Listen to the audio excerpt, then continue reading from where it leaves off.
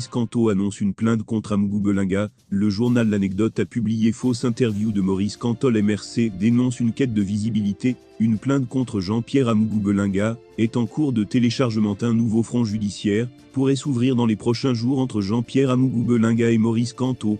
Depuis ce matin, le journal de Jean-Pierre Amougou Belinga ayant mis à sa grande une interview de Maurice Kamto circule. Une situation qui révolte le mouvement pour la renaissance du Cameroun.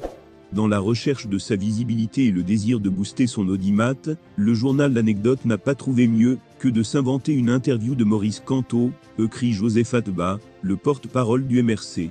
Il met d'ailleurs en garde: Maurice Kamto n'a jamais accordé une interview au journal L'Anecdote.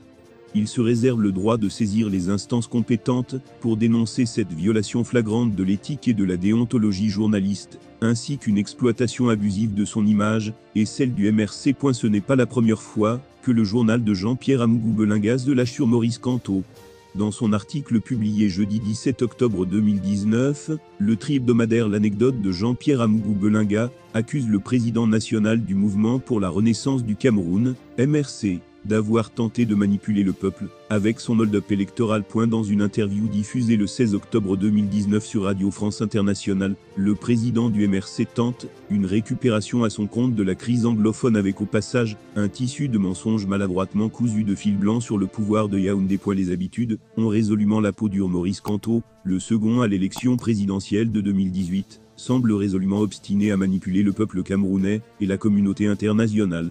Attendu sur les accusations qui pèsent sur sa personne au sujet d'une lettre de reddition adressée au président de la République et signée de lui, ainsi que de certains membres du directoire du Mouvement pour la Renaissance du Cameroun, l'ancien ministre délégué à la justice opte plutôt pour le mensonge et la manipulation. Questionné sur les conclusions du GDN, l'homme affirme: le dialogue attendu n'a pas eu lieu. Fallait-il attendre près de 3000 morts, quelques 1 million de déplacés internes, près de 40 000 réfugiés au Nigeria, 300 villages rasés, 3 années de scolarité perdue, le pan entier de l'économie effondré pour venir servir une solution qui est contenue dans la Constitution de 1996. Donc n'y a rien de nouveau. Le débat attendu n'a pas eu lieu. S'il est vrai que la crise sécuritaire dans le Nozo a fait des victimes, il est tout aussi vrai que la réalité des chiffres est bien au-delà des sécrétions rhétoriques d'un politicien du dimanche en panne de projet de société.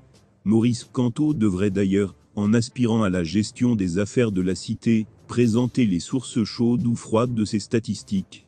D'autant plus qu'en dehors du nombre d'années de rentrée scolaire manquées, le reste n'est que pure spéculation d'un esprit médiocre politique en quête de sensation. L'on se serait attendu à le voir sur le terrain dans la partie anglophone du pays, que non. Mais comme ce fut le cas avec les procès-verbaux, l'homme n'a rien, aucun document, aucune preuve. Pis encore, aucune ONG de droits de l'homme n'a en effet donné ces chiffres de Kamto qui, à bien y regarder, participe de son appel de détresse de voir la communauté internationale intervenir au Cameroun. Expert en droit, celui qui revendiquait une victoire volée, sait très bien qu'en cas de crise dans un État, le seuil critique pouvant provoquer une intervention étrangère est de 3000 morts. Pour se relancer politiquement au terme d'un projet de société vide de tout contenu, le leader du MRC va tenter une récupération politicienne pernicieuse des actes des combattants sécessionnistes, lisait-on dans les colonnes du journal L'Anecdote.